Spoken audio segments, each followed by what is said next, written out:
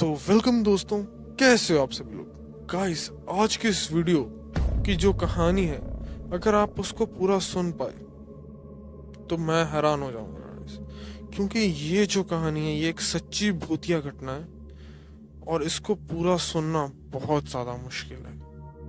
तो आज की इस वीडियो को शुरू कर लेते हैं और ये ड्राउट एपिसोड्स का पहला एपिसोड है। तो चलिए इस वीडियो को अब शुरू कर लेते हैं। तो ये वीडियो जो है वो आप अपनी आंखें बंद करके देखिएगा और जो विजुअल्स हैं वो आपकी आंखें खुद बना लेंगी। तो चलिए इस वीडियो को शुरू कर लेते हैं। तो ये जो कहानी है ये कहानी है मेरी एक दोस्त की। मैं उसका नाम डिस्क्लोज नहीं करना चाहूँगा, तो मैं उसे लेट्स से सोनाली कहता हूँ मैं उसे। तो सोनाली और उसका परिवार जो है वो हिमाचल की ट्रिप पर जा रहा होता है। सभी लोग बहुत खुश होते हैं क्योंकि काफ़ी टाइम बाद जो है परिवार एक ट्रिप पर जा रहा होता है। और सोनाली का छोटा भाई वो तो बहुत ही ज़्यादा खुश होता है। सोनाली बता रही थी मुझे कि जो उसका भाई है वो एकदम से आप कह सकते हैं वो भांगड़ा करने लग गया था कि मतलब उसके पापा को फाइनली कहीं पर जाके छुट्टी मिली थी और वो लोग जा रहे थे। सभी लोग बहुत खुश होते हैं। वो रास्ते में जा रहे होते हैं और उस रास्ते में उसके पापा का बहुत बार गेड़ा लगा होता है, लेकिन वो लोग देखते हैं कि वहाँ पर एक अनयूजुअल सा ढाबा लगा हुआ है। सभी लोग भूखे होते हैं तो उन्हें कुछ ना कुछ खाना तो होता ही है, तो वो वहाँ पर उसे पार्क कर देते हैं कार को और खाने लग जाते हैं, खान पीन करने लग जाते हैं। तो सभी लोग नोटिस करते हैं कि यहाँ पर जो ढाबा है, इस ढाबे में लोग तो बैठे हैं लेकिन कोई भी बोल नहीं रहा है, मतलब सभी चुपचाप खा रहे हैं। जो कि बहुत अनयूजुअल था और फ्रीकी लग रहा था कि सभी लोग खा रहे हैं, इवन उनके खाने की भी ज़्यादा आवाज़ नहीं आ रही। सिर्फ वेटर्स के जो ढाबे के मतलब वो काम करने वाले होते हैं उनके चलने की आवाज़ आ रही है। सभी लोग खा रहे हैं। सिर्फ ऐसा लग रहा है कि उनका परिवार ही बोल रहा होता है सोनाली। तो वो लोग भी ऐसे डर जाते हैं, तो वो जल्दी जल्दी खाना पीना करके वो चलते बनते हैं, वो खड़े हो जाते हैं और पेमेंट कर वो अभी कार में बैठने लगते हैं कि वो देखते हैं कि पीछे से एक लड़का आ रहा है। वो ज़ोर से सोनाली के पापा को कह रहा है, अंकल अंकल। सोनाली के पापा पीछे देखते हैं तो वो कहते हैं हाँ जी। तो वो कहता है अंकल मैंने आपकी बातें सुनी, आप लोग हिमाचल जा रहे हैं ना। वो कहते जी हाँ। वो कहते कि आप मुझे यहाँ तक छोड़ सकते हैं। वो मिस्टर एक्स लेट से, तो उस बंदे का नाम तो मिस्टर एक्स ले लेते हैं। तो वो कहता आप मुझे यहाँ तक छोड़ सकते हैं। अंकल कहते हैं कि हाँ मैं हमारे रास्ते में ही है तो हम छोड़ देंगे। तो वो कहते हैं ठीक है। तो वो बैठ जाता है। तो रास्ते में ऐसे ही चल रहे होते हैं तो उस सोनाली के पापा उससे पूछते हैं बेटा तुम यहाँ पर क्या कर रहे हो, अगर तुम वहाँ और तुम्हारा वहाँ पर क्या काम है। तो जो मिस्टर एक्स है वो बताता है कि अंकल मैं यहाँ पर पॉलीटेक्निक की तैयारी कर रहा हूँ और जो मेरा वहाँ पर जो हमारे कॉलेज हैं हिमाचल में वो मुझे इतने पसंद नहीं आए और ना ही मुझे वहाँ पर पढ़ने का मन करता है हिमाचल अपने घर पे। तो मैं यहाँ पर पंजाब आ गया और यहाँ पर आकर पढ़ने लग गया। तो अंकल कहते हैं ठीक है, तो जैसा भी तुम्हें ठीक लगे बेटा। वैसे तो अंकल कहते हैं वैसे तुम्हारा नाम क्या है। तो वो कहता है मेरा नाम अंकल आदर्श है। तो अब हमारे मिस्टर एक्स का हमें नाम मिल चुका है जो कि है आदर्श। तो सही चल रहा होता है, मतलब आदर्श भी थोड़ा तो बहुत अपने बारे में बता रहा होता है कि क्या होता है कि आगे जाके गाड़ी रुक जाती है। पेट्रोल भी सही होता है, सब कुछ सही होता है, लेकिन गाड़ी सेल्फ दे रहे हैं तो वो चल नहीं रही। तो अब वो सभी शौक हो जाते हैं। तो अभी अंकल जो हैं वो उतरने उतरते हैं गाड़ी से कि आदर्श कहता है कि अंकल आप रुक जाइए, मुझे गाड़ियों का मैं एक्सपर्ट हूँ, मैं देखता हूँ। तो आदर्श उतरता है। तो जब आदर्श उतरता है तो सोनाली नोटिस करती है कि आदर्श की जो गला है, गले के जो पीछे वाला पोर्शन है वहाँ पर खून लगा हुआ है। सोनाली जो है वो शॉक हो जाती है कि ये क्या हो गया, यहाँ पर आदर्श के खून क्यों लगा हुआ। तो वो जो अपनी मम्मी को इशारा करते हैं और मम्मी जो उसके पापा को इशारा करते हैं। जो अंकल हैं वो अपना साइड मिरर को अपना वो नीचे करके और कहते हैं आदर्श बेटा तुम्हारे गले पे ये जो गले पे है वो खून क्यों लगा हुआ है। तो आदर्श एकदम से चौंक हो जाता है। वो कहता है मेरे गले पे खून। तो वो अपना हाथ रखता है तो वो कहता है ओह हाँ अंकल, ये तो ना मुझे वो ढाबे पे लग गया था, वो पीछे एक दीवार से थी, वो गलती से ऐसे पीछे से लग गया था। तो वो सभी शौक हो जाते हैं कि बेटा आप वो फिर दवाई वगैरह लगवाओ। तो वो फर्स्ट एड निकालने लगते हैं कि आदर्श कहता है कि नहीं मुझे अंकल फर्स्ट एड नहीं करवानी, ऐसे ही चल पड़ेगा। लेकिन जो वो लोग देखते हैं कि खून इतना बहा हुआ तो वो कहते हैं फर्स्ट एड की भाई ज़रूरत है तुम्हें। तो आदर्श एकदम से अपनी आवाज को ट्यून करके कहता है मैंने कहा ना मुझे नहीं चाहिए तो नहीं चाहिए। तो सभी लोग डर जाते हैं कि यार ये क्या हो गया, एक तो ये अननोन ऊपर से ऐसे बोल रहा है। तो सभी लोग घबरा जाते हैं। तो वो आदर्श कहता है कि एकदम से वो अपने वो बोनट सा नीचे करके अब चला के देखो, तो उसकी आदर्श की जो आवाज़ का टेंट था वो भारी हो गया था एकदम से। वो आदर्श जो अच्छे से बोल रहा था वो एकदम से भारी आवाज़ में बोलने लग गया, और उसके जो पीछे से खून निकल रहा था वो देखकर भी जो है वो काफ़ी डर रहे थे। तो अंकल ने यहाँ पे क्या किया, अंकल ने फुल स्पीड में गाड़ी भगा ली, आदर्श को हटाया नहीं। आदर्श ऐसा नहीं कि आदर्श को कुचल दिया अंकल ने, आदर्श साइड में आ रहा था तभी अंकल ने भगा लिया। तो जब वो भगाते हैं और वो देखते हैं कि आदर्श जो था वो पीछे से गायब हो चुका है एकदम से। उन्हें याद है कि उन्होंने मारा भी नहीं है आदर्श को, तो आदर्श एकदम से गायब कैसे हो गया। तो वो लोग जब देखते हैं जहाँ पर आदर्श बैठा था उस सीट पर भी खून लगा हुआ है, तो उन्हें यार वो काफ़ी गंदा सा लग रहा था। तो उन्होंने एक सफ़ेद कपड़े से पहले साफ करके और उसे फेंक दिया। तो सही चल रहा, तो जब वो साफ हो गया तो अब वो उनको थोड़ी सी उनकी टेंशन रिलीफ हो गई। तो उन्होंने कहा कि वैसे ही एक बंदा था, पागल होगा शायद, तो उन्होंने ऐसे बोल के वो आगे चलते गए। तो वो लोग जब आगे जा रहे थे तो उन्होंने देखा कि जो गाड़ी है वो अच्छे से चल नहीं रही, मतलब गाड़ी जो है वो लोड ले रही है। जैसे हमें पता चल रहा होता है ना कि गाड़ी लोड रही है, वो दबके से चलती है, तो उन्हें लग रहा है। लेकिन गाड़ी में एज यूजुअल जितने बंदे हैं उतने ही हैं, और गाड़ी को लोड नहीं लेना चाहिए। गाड़ी जो थी वो लोड ले रही थी।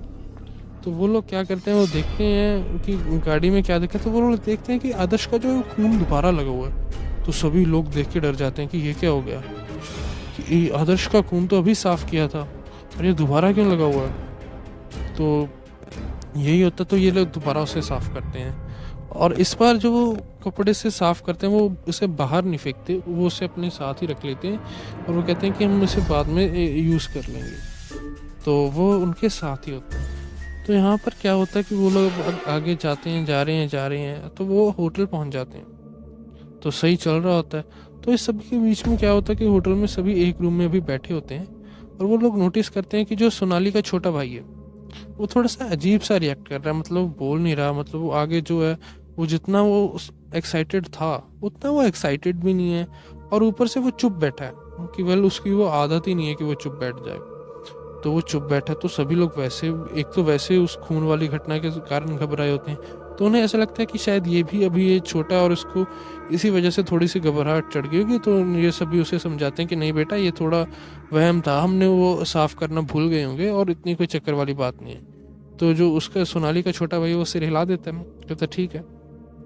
तो सभी कहते हैं कि हाँ, बच्चे को अभी वो थोड़ा सा बुरा लग गया होगा, तो ज़्यादा बड़ी बात नहीं होगी।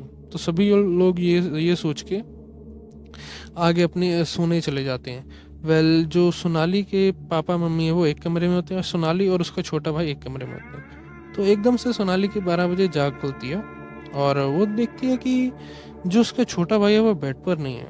तो उसे याद है कि वो उसके साथ में ही सोया था, और वो भी उसके साथ नहीं, तो वो थोड़ा सा शौक होती है। पहले तो वो ढूंढने जाते, बाद में उसे लगा कि शायद वो सुबह के इंसिडेंट की वजह से वो अपने हमारे मम्मा पापा के पास जाके सो गया होगा। तो वो यही सोच के वो दोबारा सो जाती है। तो वो क्या, तो ठीक है, सब ठीक है, वो ऐसे सोच के सो जाती है। तो 3 बजे उसकी दोबारा जाग खुलती है, अराउंड 3 साढ़े 3 के अराउंड।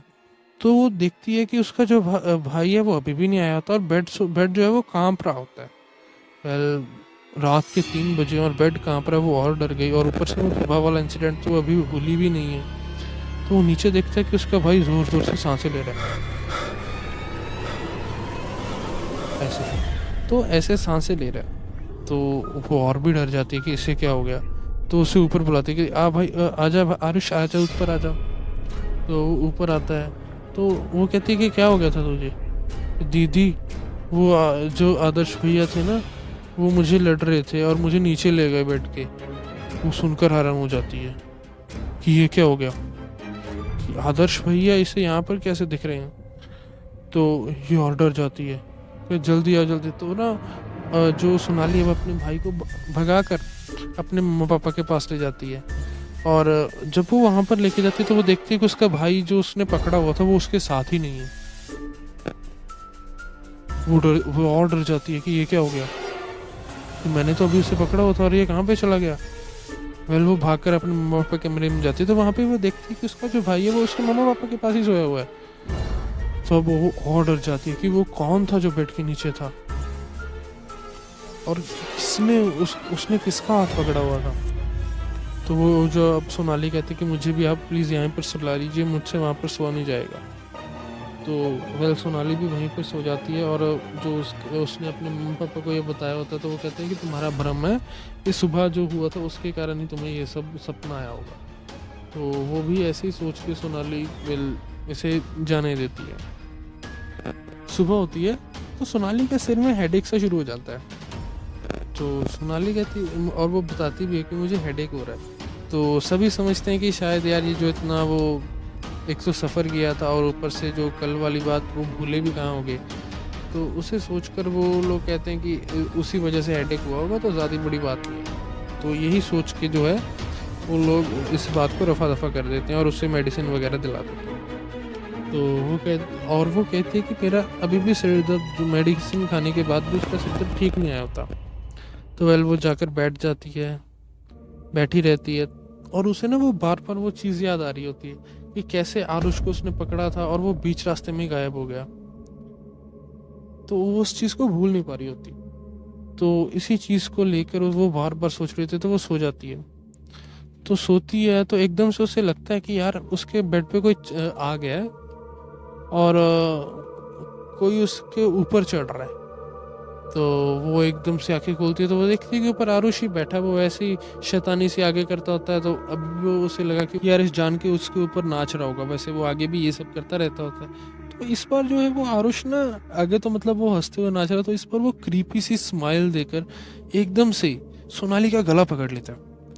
तो सोनाली घबरा जाती है कि यार ये क्या हो गया। तो एकदम से आरुष को ना ऐसे फेंक देती है। तो आरुष एकदम से चीखता है हाँ। तो वो डर जाती है। तो सभी लोग उसकी चीख सुन के सोनाली की, वो सभी लोग कमरे में आ जाते हैं। तो वो लोग क्या देखते हैं कि सोनाली एक जगह पे पड़ी हुई है और वो बेहोश हो गई है। तो सभी लोग और डर जाते हैं कि यार ये क्या हो गया सोनाली को एकदम से। और जो वो सीन है वो भी नहीं भूल पा रहे। तो सभी लोग उसके बारे में भी सोच एकदम से सोनाली खड़े होकर बैठ जाती है, और सोनाली यहाँ पर कहती है कि मम्मा वो मुझे नहीं छोड़ेगा। तो यहाँ पर वो भी हैरान हो जाते हैं कि कौन नहीं छोड़ेगा। तो वो कहती है आरुष। क्या आरुष तो हमारे साथ है।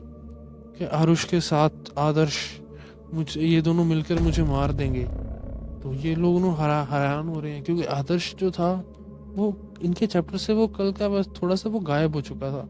लेकिन अब अगर दोबारा इन्होंने आदर्श सुना तो इनके और तोते उड़ गए। तो उन्हें लगा कि शायद यार ये हेलुसिनेट कर रहे हैं वो सब चीज़ों की वजह से। तो ये इतना ज़्यादा दोबारा गौर नहीं करते और इस बार इसे एक साइकेट्रिस्ट के पास इसके घर वाले ले जाते हैं, और पैरानॉर्मल एक्टिविटी के बारे में, क्योंकि ये परिवार जो होता है वह मानता ही नहीं होता। तो वो एक साइकेट्रिस्ट के पास लेके जाते हैं। तो वो कहता है कि इसके दिमाग को सदमा लगा। तो वेल जो साइकेट्रिस्ट कहता है ये वही चलते हैं कि हाँ उसके दिमाग को सदमा लग गया। तो वो दवाइयाँ वगैरह दे रहे होते हैं। तो जो दवाइयाँ दे रहे होते हैं तो वो गौर करते हैं कि उनसे कोई इफेक्ट नहीं हो रहा, बल्कि उनकी लड़की जो है वो और दिन ब दिन उसकी सेहत जो वो डल पड़ते जा रही है। उसका चेहरा डल पड़ रहा है, इवन वो सूख रही है जैसे अंदर से उसे कुछ खा रहा हो। तो वो लगातार ये चीज़ों को गौर करते हैं।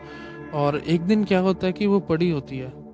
तो क्या होता है कि उसको सभी ना बाहर एक जो है वो जगराता सा चल रहा होता है इनके, जो आप कह सकते हैं नेबर्स में।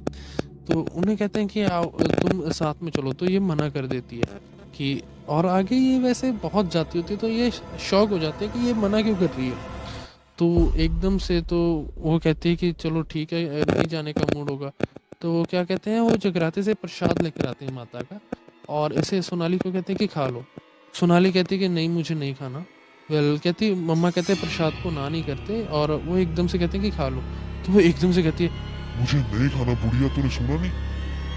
तो वो जब ये सुनती है कि मुझे वो बुढ़िया कह रहा है तो हैरान हो जाती है कि उसकी जो बेटी है वो कभी ऐसा नहीं बोलती, और उससे सीधा बुढ़िया कह रही है। वो डिसरिस्पेक्ट नहीं करती और वो बुढ़िया कह रही है।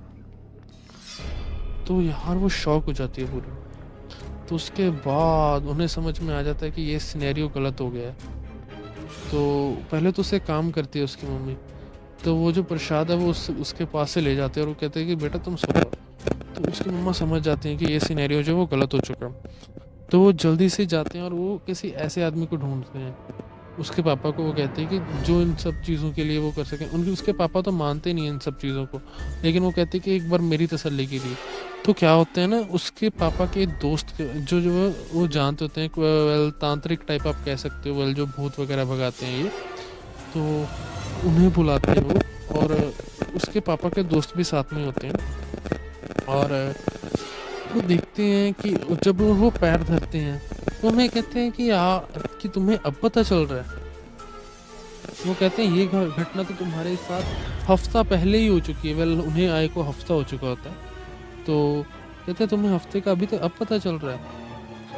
तो वो कहते हैं कि हाँ जी, वो ऐसे ऐसे हुआ था, तो आप प्लीज़ कोई सोल्यूशन करें। तो वो जब जाते हैं सोनाली के पास, तो वो उसकी आंखों में देखते हैं तो उसकी आंखें लाल हो जाती हैं, लाल हुई होती हैं। तो वो कहते हैं कि क्योंकि यार वो उसको अंदर से खा रही है वो लगातार, और अभी जो अमावस की रात है वो 2 दिन बाद ही है। तो आपको इस चीज़ का ध्यान भी रखना होगा। ये तो आपने अभी बुला लिया, तो मैं कोशिश करूँगा कि मैं जल्द से जल्द इस चीज़ को ठीक कर पाऊँ। तो वो लोग वो उसे करता है, वो देखता है सोनाली को, वो सोनाली के सिर पे भी हाथ रखता है। तो वो यहाँ पर ना एकदम से हाथ उसका फेंक के कहती है, भाग जा बुड्ढे यहाँ से, मैं इस लड़की को नहीं छोड़ूंगा। तो वो कहता है कि क्या हो गया, तू ऐसा क्यों कर रहा है इसके साथ, इसने तेरा क्या बिगाड़ा है। वो बताता है, कहता 15 साल पहले मैं इसी मोड़ पर मैंने किसी से लिफ्ट मांगी थी। वो कहता मैं वो उस फैमिली को जानता नहीं था, लेकिन वो फैमिली चोरों की फैमिली थी। उन्होंने मेरा सब कुछ लूट कर मुझे वहीं पर मार दिया था, और मुझे आगे जाना था। मेरी मम्मा बीमार थी और इन्होंने मुझे जाने नहीं दिया था। तो मैंने आज इसी ढाबे से इनको भी पूछा, और ये लोग आत्मा से क्या ही चुराते। ये सब सुनकर जो परिवार होता है वो एकदम से शॉक में चला जाता है कि यार हमने इसका क्या बिगाड़ा था और ये भला हमारे साथ कैसे आ गई। तो ये सभी लोग शॉक ही होते हैं। तो पंडित जी उससे दोबारा पूछते हैं, बेटा तुम इसका शरीर छोड़ दो, ये इसकी कोई गलती नहीं है इसमें। तो कहता है, ना बे भुट्टे, मैंने यहीं पे रहना है, मुझे ये अच्छी लगने लग गई है। तो ऐसे करते करते तो पंडित जी कहते हैं कि आपको बाहर जाना पड़ेगा, मुझे इलाज करना होगा, तो आपसे शायद देखा ना जाए। तो पंडित जी सभी को बाहर भेज देते हैं, और बाहर अभी 5 मिनट हो ही होते हैं कि सोनाली के चीखने की आवाज़ आने लग जाती है। कहती है, पापा ये मुझे मार रहा है, पापा ये मेरे साथ गलत काम कर रहा है, पापा ये मुझे मार डालेगा, पापा आप कुछ करिए, मम्मा प्लीज। तो एकदम से वो पूरी कोशिश करी जाती है कि वो लोग गेट खोल दें और किसी ढंग से उसे बचा लें। लेकिन जो पेरेंट्स हैं उन्हें पता होता है कि अगर ये अभी सेट नहीं आया तो ये बाद में सेट बहुत ज़्यादा ख़राब हो जाएगा। तो ये ऐसे ही चलता है, और पंडित जी बुलाते हैं इनको, और वो कहते हैं कि ये जो है ये आत्मा काफ़ी ज़्यादा शक्तिशाली थी, लेकिन ये अभी मुझसे कंट्रोल नहीं होगी। तो मैं अभी बड़े पंडित जी को बुलाऊंगा। तो अभी तक ये सोई हुई है, तो आपको यहाँ पर इसे गलती से भी उठाना नहीं है, और अगर ये उठ गई तो आपको हनुमान चालीसा पढ़नी है सभी को, तीन जनों, आपको तीनों को, नहीं तो ये तीनों को नुकसान कर सकती है। तो तीनों जो हैं वो अपने साथ एक रिकवरी में हनुमान चालीसा रख लेते हैं। तो पंडित जी जो हैं वो बड़े पंडित जी को लेने चले जाते हैं, और यहाँ पर आधा घंटा हो जाता है कि एकदम से जो सोनाली है वो खड़ी हो जाती है। वो कहती है, क्यों बे पंडित, कहाँ गया? अबे उस पंडित को कहाँ गया वो पंडित? तो सभी लोग जो हैं वो सोनाली के पास, तो वो अभी ऐसे ही करते हैं जो ऐसे ने कहा था, वो हनुमान चालीसा पढ़ने लग जाते हैं। हाँ, तो तुम लोगों को वो ये कह कर गया है। मम्मा ये मुझे मार डालेगा अंदर से, आप प्लीज ये बंद कर दो वरना मुझे मार देगा। पापा प्लीज, छोटे तू तो समझना मुझे, देखिए मुझे मार रहा है। फिर वो ऐसा कहने लग जाती है, तो ये लोग समझ जाते हैं कि ये जो है वो वही बोल रहा है। तो ये लोग बंद नहीं करते, ये कंटिन्यू रखते हैं, तीनों आंखें बंद करके कंटिन्यू रखते हैं। वेल वो एकदम से एक दूसरे इनके सामने आ रही है, वो कहते हैं मैं इसे मार दूंगी, इसे मार दूंगा, ऐसा ही चल रहा है। तो पंडित जी एकदम से दरवाजा खोलते हैं और वो देखते हैं, वो तो बड़े पंडित जी आते हैं, तो कहते हैं बस बहुत हो गया, तो एकदम से जब तो एकदम से ना वो क्या कहते हैं, वो पाउडर सा होता है, तो अपने हाथ से वो फूक कर उसके मुंह पे मार देते हैं, तो एकदम से वो दूर जाके गिरती है। तो कहते और वो बेहोश हो जाती है। तो कहते हैं कि अब ये सब आप मुझ पे छोड़ दीजिए और आप लोग दोबारा से बाहर चले जाइए। तो उसके पापा जो है वो सोचने लगते हैं, वेल पापा ने बताया था, वेल मैं नहीं कह रहा, ये सभी लोगों को हमें बाहर क्यों भेजना होता है। वेल उनको यकीन नहीं ना होता पंडित्स पे। तो इस बार वो क्या करते हैं कि वो शीशे से देखते हैं, तो जो बड़े पंडित जी होते हैं वो उसका गला पकड़कर, उसका मुंह पकड़कर उससे गंगा जल पिला रहे होते हैं। और ये मंत्र से पढ़ रहे होते हैं, और वो एकदम से बड़े पंडित का गला पकड़ लेती है और छोटे पंडित का भी गला पकड़ लेती है, दोनों का एक साथ गला पकड़ लेती है। तो एकदम से पापा जो है वो साइड पे हो जाते और उन्हें पता चल जाता है कि ये जो है वो उनकी देखने वाली चीज़ नहीं है। तो वो जो है वो एक दोबारा से वैसी ही आवाज़ें शुरू हो जाती हैं कि ये दोनों अब मेरे साथ गलत काम कर रहे हैं, ये वो। तो अब क्या होता है कि 1 घंटे बाद वो कहते हैं कि अब आपकी बेटी सुरक्षित है, और उस आत्मा को हमने कुछ टाइम के लिए जो है वो इससे दूर तो कर दिया है, लेकिन आपको एक जो है ताबीज़ इसके गले में रखना होगा। एक ताबीज़ जो है इसके गले में 24 घंटे होना चाहिए।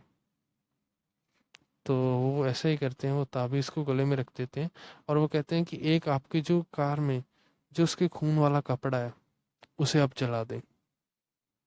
जो वो जो कपड़ा था वो अभी तक कार से निकला ही नहीं था, वो कार में पड़ा था और ना ही वो धोया गया था। तो वो ऐसा ही करते हैं, वो कार में वो जो खून वाला कपड़ा होता है वो उसे जला देते हैं, और जो सोनाली है उसके गले में 24 घंटे जो है वो रख देते हैं, वो ताबीज़ रख देते हैं। तो उसके बाद जो है सोनाली थोड़ा हल्का हल्का, एकदम से नहीं लेकिन हल्का हल्का इम्प्रूव करने लग जाती है, और अब जो है वो सोनाली को कोई दिक्कत नहीं आ रही, और सोनाली काफ़ी ठीक है अब। और ये सब कुछ अब ये सोनाली ने मुझे खुद ही बताया, तो आप ये गेस कर ही सकते हैं कि सोनाली अब काफ़ी अच्छी होगी, तो उसे कोई दिक्कत नहीं होगी।